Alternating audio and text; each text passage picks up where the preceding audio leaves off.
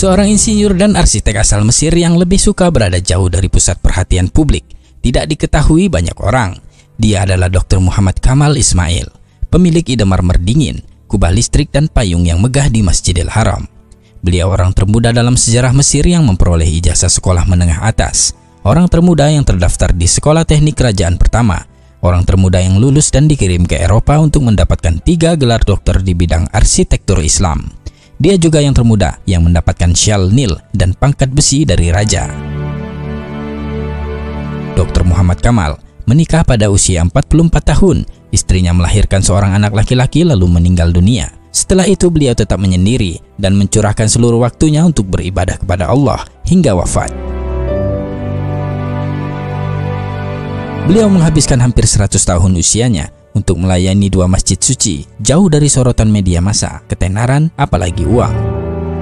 Dr. Muhammad Kamal Ismail adalah insinyur pertama yang melakukan perencanaan dan pelaksanaan proyek perluasan Masjidil Haram di Mekah dan Masjid Nabawi di Madinah.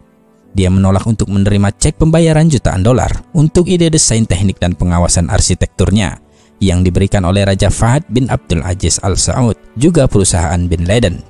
Dia mengatakan kepada Bakar bin Laden, "Mengapa saya harus menerima uang untuk pekerjaan saya di 2 masjid suci? Bagaimana saya akan menghadap Allah pada hari kiamat nanti?"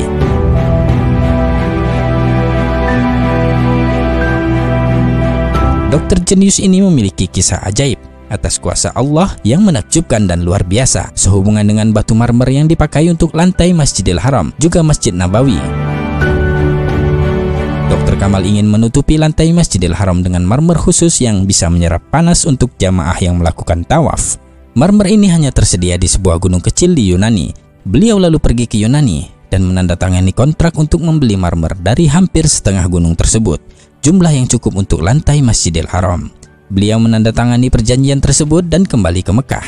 Setelah 15 tahun selesai pembangunan di Masjidil Haram, pemerintah Saudi memintanya untuk menempatkan jenis marmer yang sama di Masjid Nabawi di Madinah. Dr. Muhammad Kamal mengatakan, ketika raja memintanya untuk melapisi Masjid Nabawi juga dengan marmer yang sama, saya menjadi sangat bingung karena hanya ada satu tempat di dunia ini untuk mendapatkan marmer jenis ini, yaitu di Yunani, dan saya sudah membeli setengah dari yang tersedia.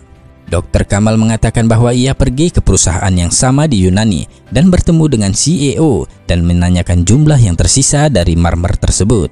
CEO itu mengatakan bahwa marmer yang ada di gunung itu telah terjual semuanya 15 tahun yang lalu. Dr. Kamal menjadi sangat sedih. Ia melangkah keluar dan ketika hendak meninggalkan kantor mereka, ia bertemu dengan sekretaris kantor. Dr. Kamal memintanya untuk memberitahu keberadaan orang yang membeli sisa jumlah marmer tersebut. Sekretaris itu menjawab bahwa akan sulit untuk mengetahui dari catatan yang sudah sangat lama.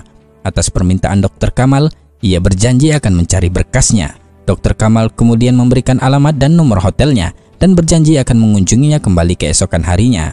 Dr. Kamal mengatakan bahwa ketika meninggalkan kantor dia berpikir, "Mengapa saya ingin tahu siapa yang membelinya? Dalam hati saya berkata pada diri saya sendiri, Allah akan membuat sesuatu yang luar biasa terjadi," ujarnya.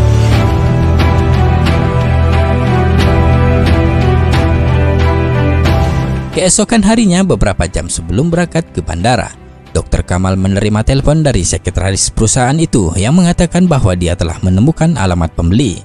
Dr. Kamal pergi ke kantor mereka dengan langkah lambat sambil berpikir, apa yang akan saya lakukan dengan alamat pembeli tersebut? Karena sudah bertahun-tahun berlalu.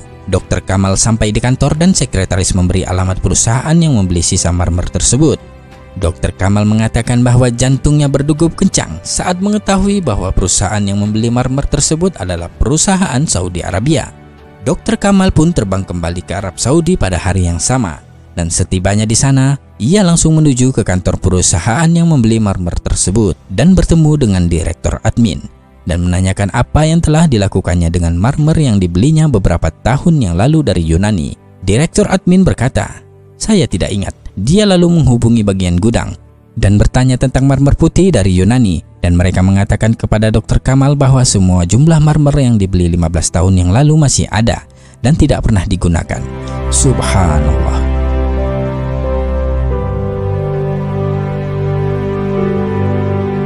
Dr. Kamal mulai menangis seperti bayi, dan selanjutnya dia menceritakan kisah lengkapnya kepada pemilik perusahaan. Dr. Kamal memberikan cek kosong kepada pemilik perusahaan dan memintanya untuk menuliskan jumlah yang diinginkan. Ketika pemilik perusahaan mengetahui bahwa marmer tersebut adalah untuk Masjid Nabawi, ia berkata, Allah membuat saya membeli marmer ini dan melupakannya karena marmer ini dimaksudkan untuk digunakan di Masjid Rasulullah. Allahu Akbar.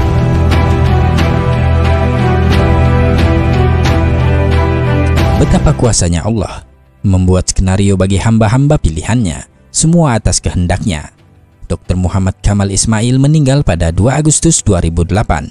Semoga Allah menempatkan beliau di tingkat tertinggi di surga Firdausnya kelak.